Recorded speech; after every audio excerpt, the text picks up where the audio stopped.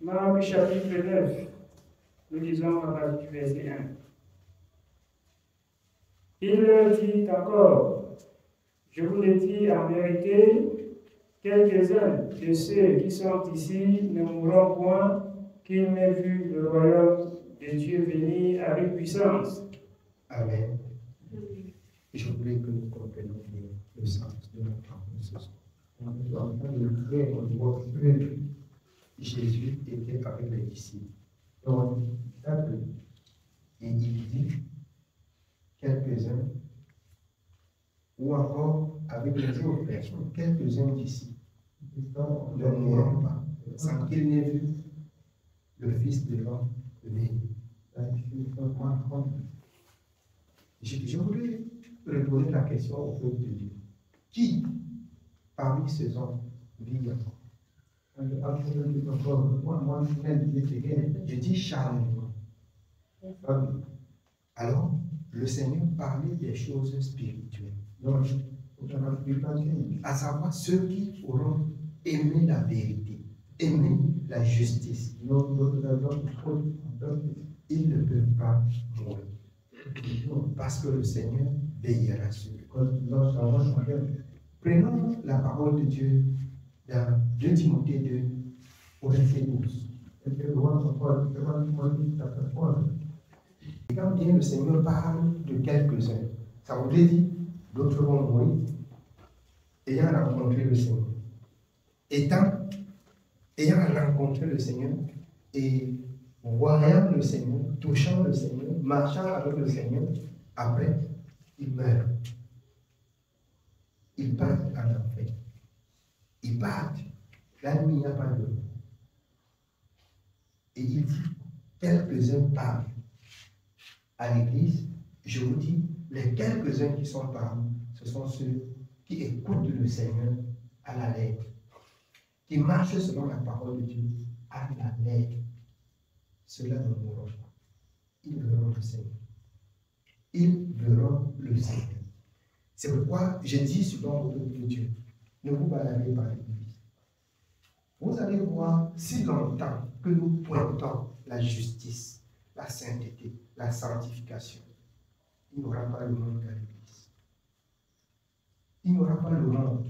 Ne vous dérangez pas. Quand quelqu'un vous pose la question à savoir, quand les gens se rendent nombreux, comme on voit, ils sont pleins là, vous allez, le repas du Seigneur, vous allez faire comment? Il dit le jour où ils seront nombreux comme ça, tu vas voir comment ça va se multiplier. Tu verras comment ça va se multiplier et tout le monde va voir. Vous pouvez mesurer que Jésus a demandé combien de pain et combien de poissons. Tout le monde va manger. Hein? Tout le monde va manger, non? Le jour où on va poser le repas du Seigneur et que tous ceux qui sont là sont prêts à passer à table, le gâteau là va grandir. Vous allez voir avec vos yeux. Ça va s'augmenter. Si vous ne croyez pas, les incrédules le jour là vont voir. Si vous ne croyez pas, vous allez voir avec vos yeux le jour que Dieu concède, on ne se balade pas. On ne se balade pas. Je ne me balade pas. Vous pouvez vous balader. Je ne me balade pas. Moi, comme l'apôtre Paul, je sais en qui j'ai cru. Je sais en qui j'ai cru. Oui, bien aimé. 2 Timothée 2:12. Nous lisons 2 Timothée chapitre 2, verset 12. Si nous persévérons, nous régnerons aussi avec lui. Si nous persévérons, nous régnerons aussi avec lui. Certainement, beaucoup ne vont pas persévérer. Beaucoup n'iront pas jusqu'à la fin. Si nous persévérons, nous régnerons avec lui. Ce sont ceux-là qui, ce sont les quelques-uns qui verront le roi des rois manifester son retour et son entrée à l'église. Ceux-là peuvent persévérer. Ceux-là vont persévérer. Si nous persévérons, nous régnerons avec lui. Oui, bien évidemment. Continue. Si nous le régnons, lui aussi nous régnera. Lui, si nous le régnons, lui aussi nous régnera. On ne le verra pas. Si on le règne, on ne le verra pas. Mais si nous persévérons, nous régnerons avec lui. Oui. Verset 13. Si nous sommes infidèles, il demeure fidèle, car il ne peut se régner lui-même. Dieu ne change pas. Sa parole, comme il a dit dès la création, reste comme il a dit. Ayant été mentionné dans ce livre que les saints verront Dieu. Ce sont ceux qui sont saints et qui se sanctifient et qui persévèrent dans la sanctification et dans la sainteté qui verront Dieu. Je ne voudrais pas être redevable au peuple de Dieu. Dans l'Apocalypse, que ceux qui se sanctifient se sanctifient. Que ceux qui font comment? Qui se sauvent davantage. Pendant qu'on enseigne aux enfants de Dieu que Dieu n'est pas méchant pour laisser les gens aller en enfer. Ceux qui pêchent verront l'enfer. Ceux qui pêchent verront l'enfer. Ceux qui persévèrent régneront avec Christ. Ceux qui peuvent persévérer vont régner avec Christ. Prenez encore Romains chapitre 8 au verset 17. Romains 8, 17. Romains chapitre 8, nous lisons le verset 17. Il est écrit: Or, si nous sommes enfants, nous sommes aussi héritiers, héritiers de Dieu et co-héritiers de Christ, si toutefois nous souffrons avec lui afin d'être glorifiés avec lui. Si toutefois nous souffrons avec lui, Christ nous a franchis dans le monde. Ce n'est pas un bonbon. Il y a la souffrance pour persévérer, pour garder la parole. Il y a la souffrance. Il y a la souffrance dans la persévérance. La chair va souffrir. Tu dois mortifier ta chair. Ta bouche ne doit plus mentir. Ta chair ne doit plus désirer des choses interdites. Tu ne dois plus laisser ta pensée se corrompre. C'est ça la souffrance. On va te persécuter. Ainsi, en est-il de sa parole? Il y aura quelques souffrances. Et Jésus lui-même, pour que cette parole entièrement soit accomplie jusqu'à ce qu'il dit à la croix, tout est accompli. C'était dans la souffrance. C'est dans la souffrance que cette parole s'est accomplie jusqu'à la mort de la croix. Donc, de grâce, si vous pensez, comme je vois les religieux font comme ça, on a cru. Oh, nous, on marche avec le Seigneur, on a ceci, on a cela. Bien aimé, si croix était le bonheur de la terre, seulement le bonheur de croix, si ça s'arrêtait sur la terre, c'est que nous sommes les hommes les plus malheureux de la planète. Mais comme c'est pour le ciel, souffrez un peu sur la terre. Parce que la souffrance ne va pas entrer dans le royaume. La souffrance va rester dans le monde. La souffrance va rester pour le monde. C'est un royaume éternel. C'est un royaume saint. C'est un royaume pur. Rien de ce qui est mal ne peut intégrer ce royaume-là. Vous devez comprendre comme ça. Si vous avez compris comme ça, bien aimé, vous allez être heureux de souffrir pour Dieu. Vous allez être heureux de souffrir pour Dieu. Si vous avez compris comme ça, vous allez souffrir pour Dieu et être dans la joie. Souffrir pour Dieu et avoir un cœur qui ne penche pas au mal, qui ne désire pas des choses du monde, comme a dit l'apôtre Jean. Petits enfants, n'aimez point le monde, ni les choses qui sont dans le monde. Pourquoi? Parce que c'est un piège. C'est un piège pour le croyant. Tout ce qui est dans le monde, c'est un piège pour le croyant. Tout ce qu'on peut convoiter, qu'on peut chercher, qu'on peut regarder, qu'on peut poursuivre ici en bas, c'est un piège pour le croyant. Ça reste un piège pour le croyant. Si vous pouvez comprendre comme ça. vous allez être heureux de souffrir pour l'évangile. Parce que vous verrez le Seigneur. Quand vous lisez Daniel 12, à la résurrection, les uns iront en enfer et d'autres, ceux qui seront trouvés comment? Si vous permettez, lisez un peu Daniel 12, vous pouvez lire à partir du verset 1 jusqu'au verset 2, 3.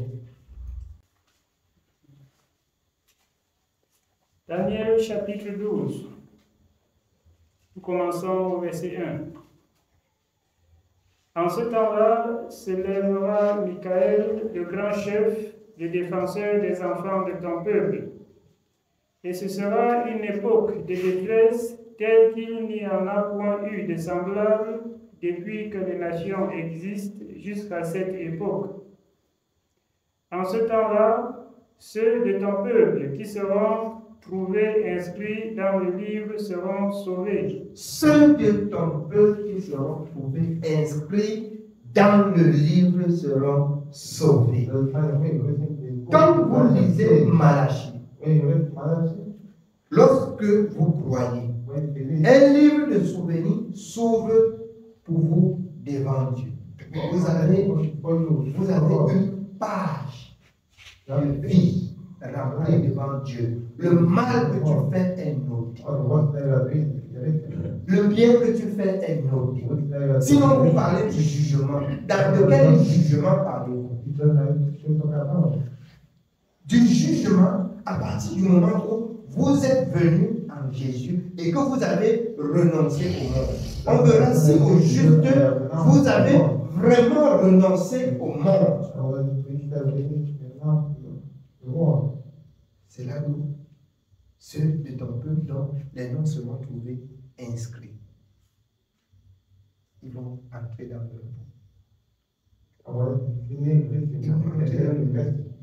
le monde. La notice d'inscription du nom sur la liste, c'est accepter, mourir, ressusciter avec Jésus et vivre pour Jésus. Et vivre pour Jésus. Vivre pour Jésus. De même, je vous dis, ce livre de l'Éternel, c'est une notice de vie pour l'éternité, pour le croyant. Quand les uns et les autres disent encore qu'on ne peut plus se contenter de ce qui est écrit pour vivre, c'est une notice de vie pour le croyant, ce livre. C'est une notice de vie pour l'éternité. Oui, bien aimé. Continue. Nous continuons au verset 2. Plusieurs de ceux qui dorment dans la poussière de la terre se réveilleront, les uns pour la vie éternelle et les autres pour l'opprobre, pour la honte éternelle. Les uns pour la vie éternelle et les autres pour la honte éternelle. Qui sont ceux qui sont destinés à la honte éternelle? Ceux dont les noms ne sont pas mentionnés. Ceux dont les noms ne sont pas mentionnés. Ils iront dans l'enfer. Ils iront dans l'enfer. C'est le temps pour le croyant de vivre ce que Dieu a dit. C'est le temps pour le croyant de vivre ce que Dieu a dit. Nous rentrons dans le livre de Marc 9. Marc chapitre 9, nous continuons au verset 2. 6 jours après, Jésus prit avec lui Pierre, Jacques et Jean, et il les conduisit seuls à l'écart sur une haute montagne. Il fut transfiguré devant eux. Ses vêtements devinrent resplendissants et d'une telle blancheur qu'il n'est pas de foulon sur la terre qui puisse blanchir ainsi. Élie et Moïse leur apparurent, s'entretenant avec Jésus. Pierre, prenant la parole, dit à Jésus, « Rabbi, il est bon que nous soyons ici. Dressons 3 tentes, une pour toi, une pour Moïse et une pour Élie. Je vais vous dire ce que c'est que dresser une tente, une pour toi, une pour Élie et une pour Moïse. Bien, la chaise là ne peut pas entrer là-bas. La chaise, c'est là qui a connu la corruption, ne peut pas entrer là-bas. Et en même temps, il voudrait faire la démonstration sur cette parole dont vous avez entendu. Beaucoup de ceux qui sont ici ne pourront pas mourir sans voir le jour du Seigneur. Est-ce que au moment où Élie était, est-ce que Jésus était? Mais à la transfiguration, Moïse, quand Moïse était, est-ce que Jésus était? Oui, Jésus était. C'est lui-là. C'est lui-là, il était en Espagne. Mais pour le monde, Jésus n'avait jamais connu Moïse, Élie et les autres prophètes. Et Abraham même. Quand il dit avant qu'Abraham fût, j'étais. Mais on lui jette les cailloux. Pourquoi? Où est-ce qu'il a connu Élie? Où est-ce qu'il a connu Moïse? Ces personnes, qu'à la transfiguration, ils apparaissent. Ce sont des personnes câlins et bons. Ils ont craint et ils ont servi Dieu selon les instructions que Dieu leur a données.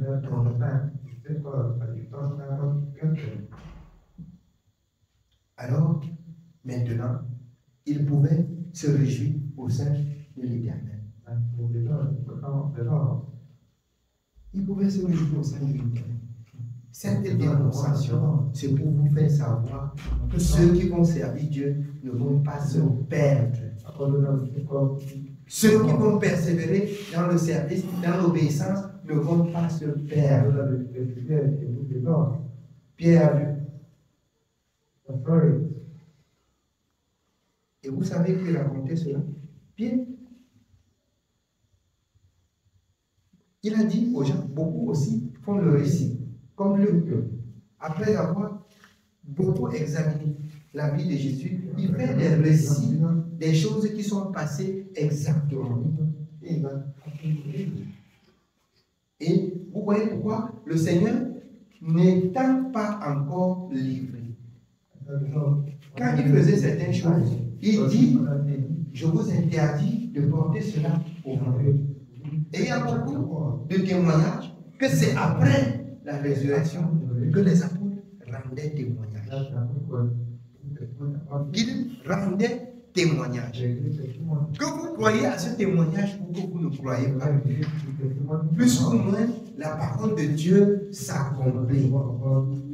Plus ou moins elle s'accomplit. Et elle s'accomplira toujours. Ce sont ceux qui vont garder la parole qui verront ce jour-là. Ce sont ceux qui vont garder la parole qui verront ce jour-là. Oui, bien. Nous sommes au verset 6. Car il ne savait que dire des fois les ayant saisis.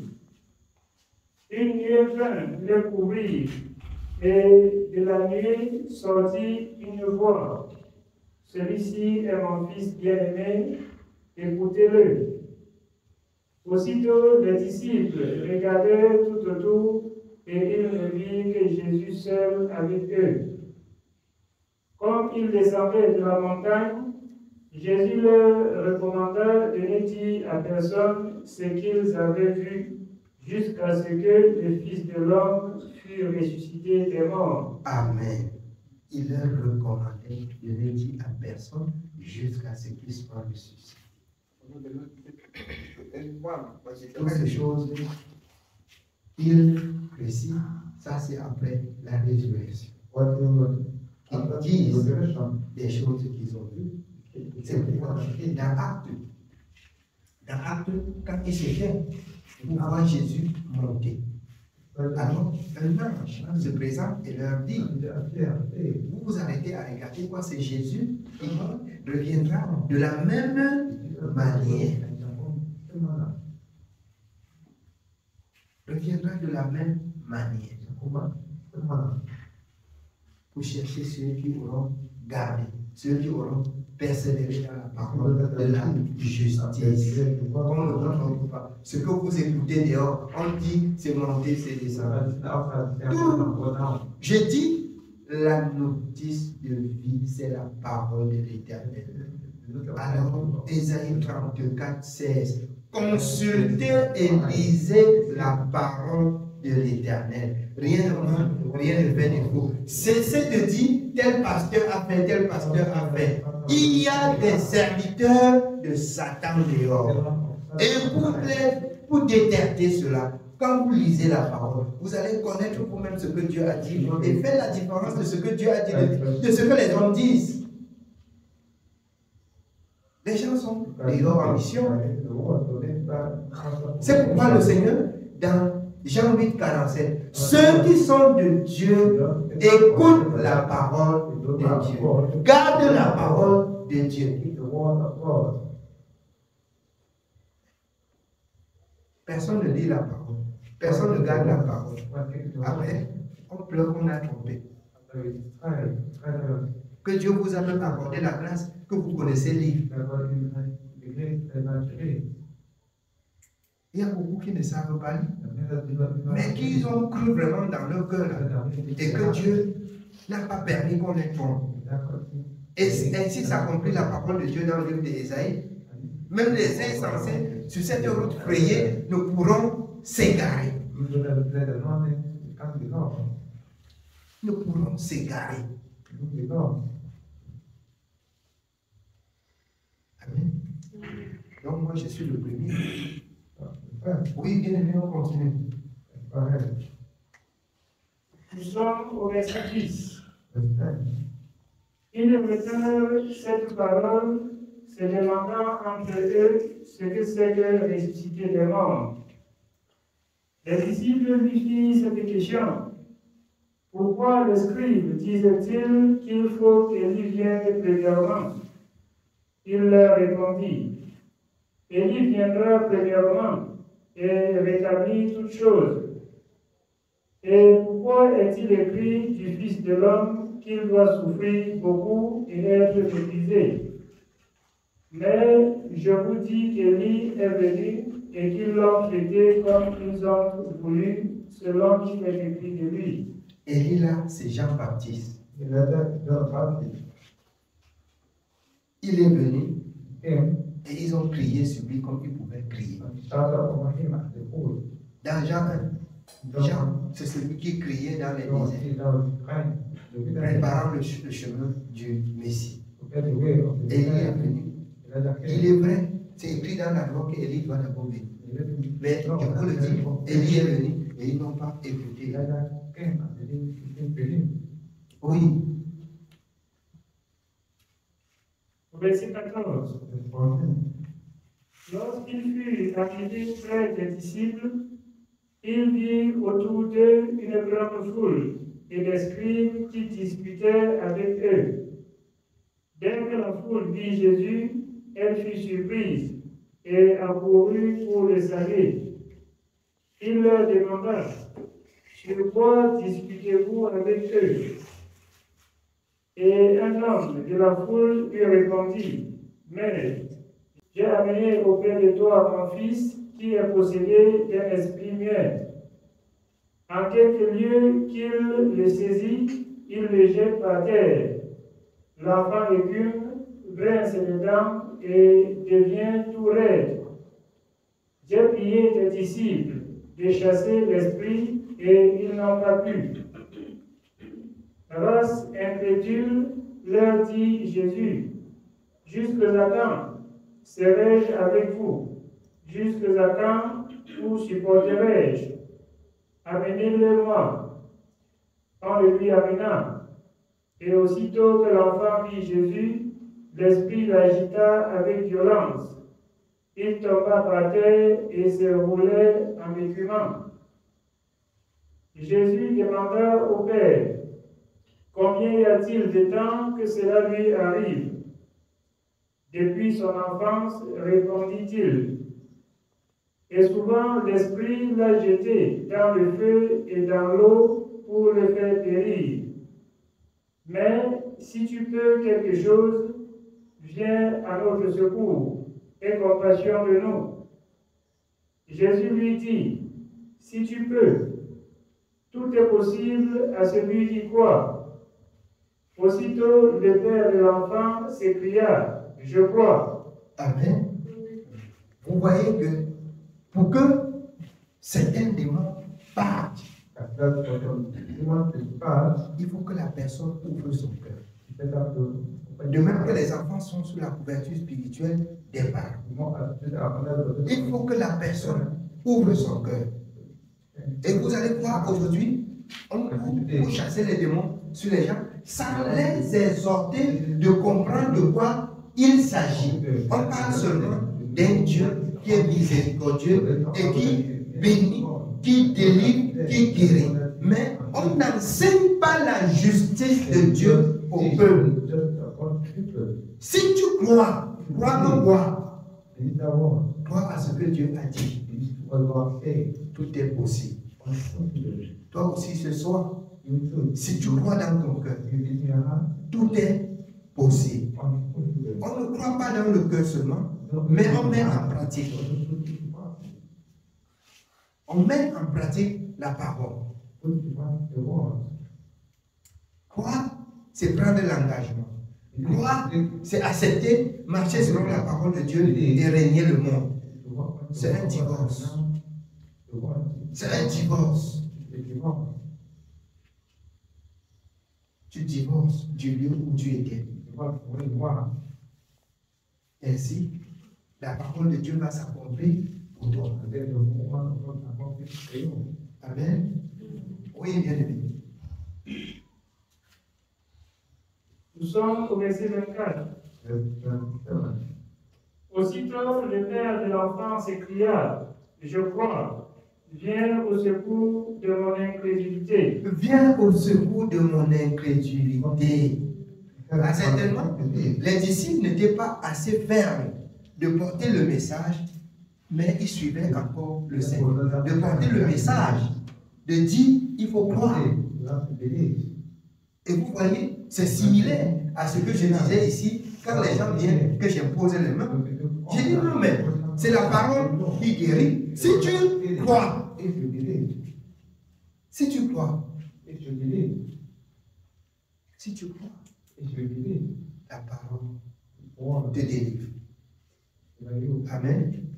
Oui, bien aimé. Au verset 25. Jésus, voyant accourir la foule, menaça l'esprit impur et lui dit, esprit muet et sourd, je te l'ordonne, sors de cet enfant et n'y rentre plus. Et il sortit en poussant des cris et en l'agitant avec une grande violence. L'enfant devint comme mort, de sorte que plusieurs disaient qu'il était mort. Mais Jésus, l'ayant pris par la main, le fit lever, et il se tint debout. Quand Jésus fut entré dans la maison, ses disciples lui demandèrent, en particulier, pourquoi n'avons-nous pu chasser cet esprit? Il leur dit, cette espèce-là ne peut sortir que par la prière. Il partit de là et traversait la Galilée. Cette espèce ne peut sortir que par des...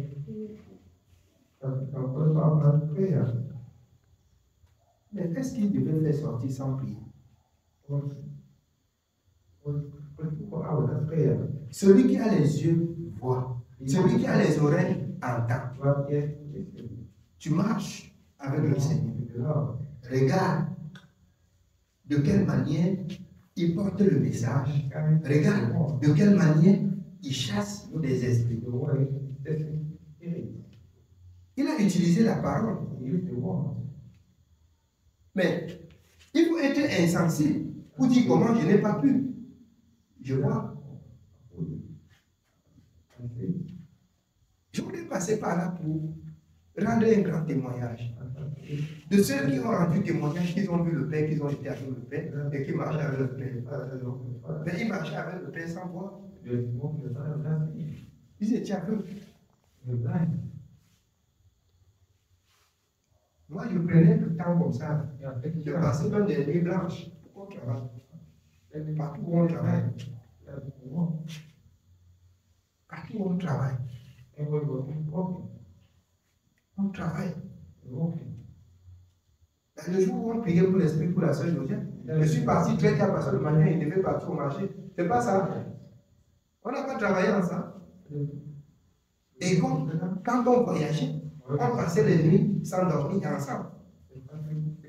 Que je vois comment on porte le message et comment, quand l'ennemi s'agite, on utilise la parole. On utilise uniquement la parole. Ce n'est pas la force de l'homme. Ce n'est pas la parole de l'homme. C'est la parole de Dieu. C'est la force de Dieu. C'est la puissance de Dieu. Ce n'est pas la puissance de l'homme.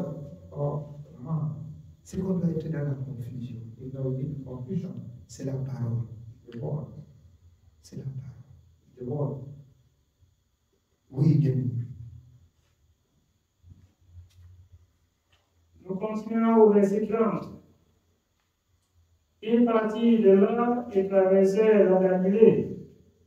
Jésus ne voulait pas qu'on le sût, car il enseignait ses disciples et il leur dit: le Fils de l'homme sera livré entre les mains des païens.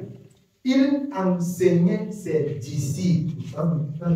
Il les enseignait. Ils marchaient ensemble et ils recevaient les enseignements. Ils recevaient les enseignements. Aujourd'hui, on dit qu'on doit aller dans les écoles de théologie. Jésus, qui n'a pas été dans l'école de théologie, qui a instruit ses disciples et leur donne aussi le pouvoir d'instruire ceux qui pourront les écouter par ses paroles. Donc, être disciple de Jésus, c'est porter le message de Jésus. Ce n'est pas porter ton message, c'est transmettre fidèlement ce que Jésus a dit aux autres. Afin que si les autres s'intéressent, que le message impacte de même leur vie, afin que ça parte de génération en génération. Voilà comment la parole de Dieu se suit.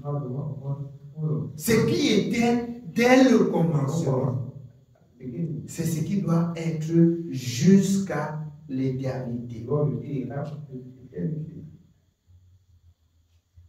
Voilà comment le Seigneur a instruit les disciples, les apôtres. Amen. Oui, bien. Car il enseignait ses disciples et il leur dit: le Fils de l'homme sera livré entre les mains des hommes. Ils le feront mourir et 3 jours après qu'il aura été mis à mort, il ressuscitera. Mais les disciples ne comprenaient pas cette parole et ils craignaient de l'interroger. Ils arrivaient à Capernaum. Lorsqu'il fut dans la maison, Jésus leur demanda: de quoi disputiez-vous en chemin? Mais ils gardèrent le silence, car en chemin, ils avaient disputé entre eux pour savoir qui était le plus grand. Alors il s'assit, appela les 12 et leur dit: si quelqu'un veut être le premier, il sera le dernier de tous et le serviteur de tous. Si quelqu'un veut être le premier, il sera le dernier et le serviteur de tous. Mais si quelqu'un veut être humble, Dieu va l'élever. C'est pourquoi les premiers là seront les derniers. Et les derniers qui s'humilient seront les premiers. L'humilité, selon Proverbe, précède la gloire. Amen. Oui, bien aimé. Nous sommes au verset 36. Et il prit un petit enfant, le plaça au milieu d'eux, et l'ayant pris dans ses bras, il leur dit: Quiconque reçoit en mon nom un de ces petits enfants me reçoit moi-même. Et quiconque me reçoit, reçoit non pas moi, mais celui qui m'a envoyé. Jean lui dit: Maître, nous avons vu un homme qui chasse des démons en ton nom, et nous l'en avons empêché parce qu'il ne nous suit pas. Ne l'en empêchez pas, répondit Jésus, car il n'est personne qui, faisant un miracle en mon nom, puisse aussitôt après parler mal de moi. Si, c'est juste. C'est pourquoi, bien aimé, c'est l'œuvre de chacun qui va le juger. Quand quelqu'un fait au nom du Seigneur, pourquoi l'en empêcher? Si quelqu'un dit qu'il est en train de servir au nom du Seigneur, alors il n'y a que la parole que vous pouvez présenter de ce que le Seigneur a dit. Si ce n'est pas identique, vous saurez que c'est le faux de l'original. Ne l'en empêchez pas. Le jour va se faire connaître. Amen. L'original, c'est ce qui est sorti de la bouche du Seigneur. Et si quelqu'un fait même des miracles au nom du Seigneur et ne marche pas selon le Seigneur nous a instruit dans le livre de Deutéronome de ne pas le suivre.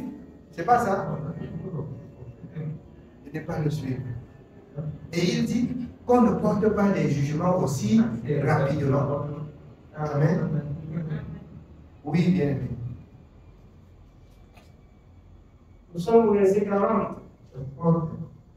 Qui n'est pas contre nous est pour nous.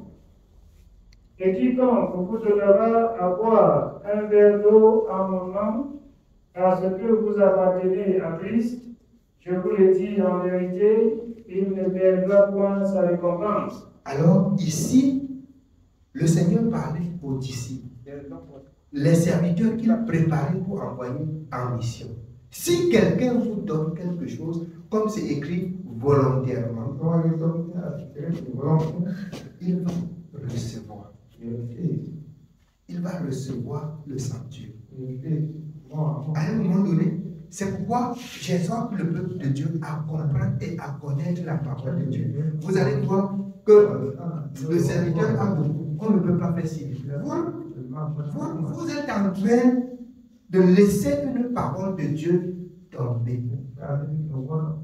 Vous laissez une parole de Dieu tomber. Ce que vous faites, qui est selon la parole de Dieu. Vous ne le faites pas pour les hommes. Vous le faites pour Dieu. Vous le faites pour accomplir une parole. Je ne parle pas pour vous demander des choses. Je parle parce que je suis appelé à enseigner chaque passage de la parole de Dieu comme il se doit. Vous pouvez donner aux autres serviteurs si ma face vous énerve beaucoup. Amen. Oui. Nous continuons au verset 42. Mais si quelqu'un scandalisait un de ces petits qui croit, il vaudrait mieux pour lui qu'on lui mit beaucoup une grosse pelle de moulin et qu'on le jeta dans la mer. Scandaliser quelqu'un qui ne vit que selon la parole de Dieu. C'est un scandale pour toi. Il vaudrait mieux pour toi, même pas, qu'on ne t'approche même pas. Scandaliser un saint. Un saint. C'est pourquoi le Seigneur, dans Exode 14, demande aux saints de garder le silence et il combat pour le saint. Vous allez voir Dieu en face de vous. Vous scandalisez un saint, vous verrez Dieu en face de vous. for you. Amen. Oui, bien. Nous sommes au verset 43. 43. Si ta main est pour toi une occasion de chute, coupe-la.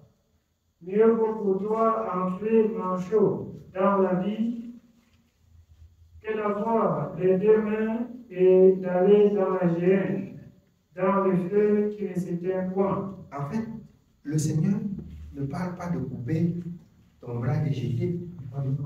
Si quelque chose t'empêche de servir Dieu, tu peux te passer de la chose pour servir Dieu. Tu peux te passer de la chose pour bien servir Dieu. Amen. Oui, bien. Au verset 45. Si ton pied est pour toi une occasion de chute, coupe-le. Mieux vaut pour toi entrer boiteux dans la vie que d'avoir les deux pieds et d'être jeté dans la géhenne, dans le feu qui ne s'éteint point. Et si ton œil est pour toi une occasion de chute, arrache-le. Mieux vaut pour toi entrer dans le royaume de Dieu, n'ayant qu'un œil, que d'avoir deux yeux et d'être jeté dans la géhenne. En fait, c'est servir Dieu sans être troublé. C'est faire chaque chose dans ta vie librement. Que rien et rien ne vienne te troubler sur le chemin où tu as emprunté pour le service de Dieu. Rien. C'est de faire chaque chose librement. Et vous savez, dès le début, faire quelque chose librement, vous auriez toujours des persécuteurs. Mais c'est en persévérant que vous auriez la victoire. Vous auriez des persécuteurs. C'est faire chaque chose librement. Pas pour plaire à quelqu'un, mais selon la parole de Dieu. Amen. Que Dieu soit